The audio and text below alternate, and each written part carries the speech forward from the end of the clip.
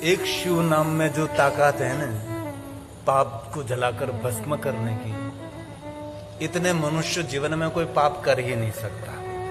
एक नाम में इतनी ताकत है। तो इतना तो सोचो, तो दिन रात जो भजन करता होगा महादेव का, उसका कितना पुण्य होगा। महादेव ना एक नाम में आटलू सामर्थ्य छे पाप ने बाळने भस्म करवानुं कि माणस तेटला पापो करवा माटे समर्थ पण नथी। महादेव महादेव महादेव महादेवेति कीर्तनात्, जो महादेव महादेव महादेव महादेव बोलता है, शिव लोकम व्रजे नर। अरे स्वयं शिव ने कहा, जो निरंतर महादेव महादेव महादेव बोलता है ना, उसका स्वागत कोई देवता नहीं, उसका स्वागत मैं स्वयं करता हूं। स्वयं शिव उनका स्वागत करते हैं। इसलिए कोई ने खोटी हाची वातो करी करी जीभने पछाड़ी पछाड़ी थकाड़ी देवी, तेना करता जीवाग्रे वर्तते तस्य। अपनी जीभ पर भगवान महादेव નું નામ ન રહે। એક વાત બહુ દિલથી કહું છું, કોઈનું સન્માન જોઈ ને, કોઈની મોટાઈ જોઈ ને, કોઈની મહાનતા જોઈ અને કોઈનું દાન જોઈને, કોઈ માણસે બહુ મોટું દાન કર્યું હોય અને દાન જોઈને જો તમારો આત્મો રાજી થાય તો સમજો કે જે માણસે દાન કર્યું એને જે પુણ્ય મળ્યું છે ને એટલું આપણને પુણ્ય મળે છે। કોઈનું સેવા કાર્ય જોઈને હૃદય પ્રસન્ન થાય તો સમજી લેવાનું એ સેવા કાર્ય જેને કર્યું છે એને જે પુણ્ય મળ્યું છે આપણને પુણ્ય મળ્યું છે। કોઈનું સારું જોઈને, કોઈની સફળતા જોઈને, કોઈનું દાન જોઈને, કોઈની મોટાઈ જોઈ, કોઈની મહાનતા જોઈ, કોઈનું માન જોઈને, કોઈનું સન્માન જોઈને અંદર ખુશીનો દીપ પ્રજ્વલિત થવો જોઈએ। ઈર્ષાનો ભડકો પ્રગટ નહીં થવો જોઈએ, જલન નહીં, ખુશી પ્રગટ થવી જોઈએ। વાહ ભગવાન, મને તો પણ સામર્થ્ય આપજે કે આ માણસે જે દાન કર્યું છે ને એવું દાન હું પણ કરી શકું। આ વ્યક્તિએ જે કાર્ય કર્યું છે એવું કાર્ય હું પણ કરી શકું। એવું ભગવાન તું મને સામર્થ્ય આપજે, એવો ભાવ પ્રગટ કરીએ।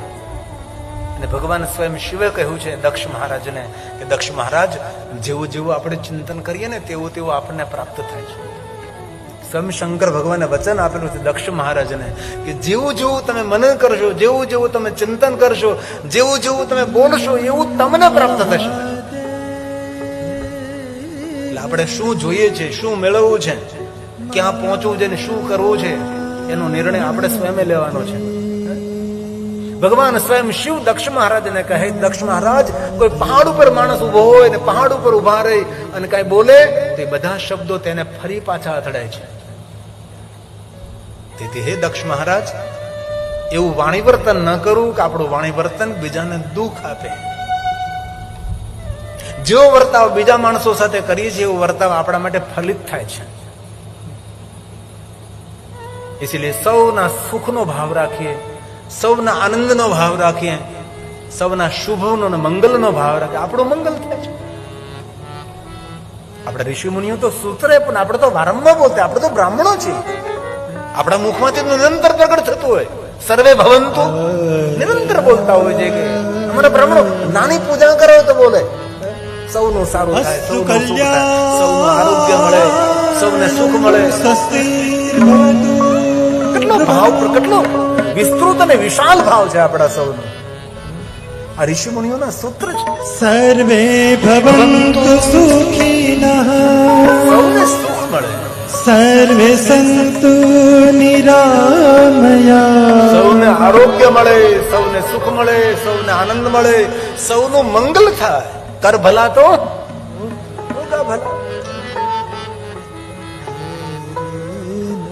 સર્વે ભવન્તુ સુખિનઃ, સર્વે સંતુ નિરામયા, સર્વે ભદ્રાણિ પશ્યન્તુ, મા કશ્ચિત દુઃખમાપ્નુયાત, મા કશ્ચિત દુઃખમાપ્નુયાત। જેની ભદ્ર ભાવના હોય, જેની ભદ્ર દ્રષ્ટિ હોય છે, બીજાના સુખનો જે ભાવ કરે છે તેને દુનિયાના બધા સુખો મળે છે, બીજાના શુભનો ભાવ કરે છે તેને તેનું શુભ થાય છે।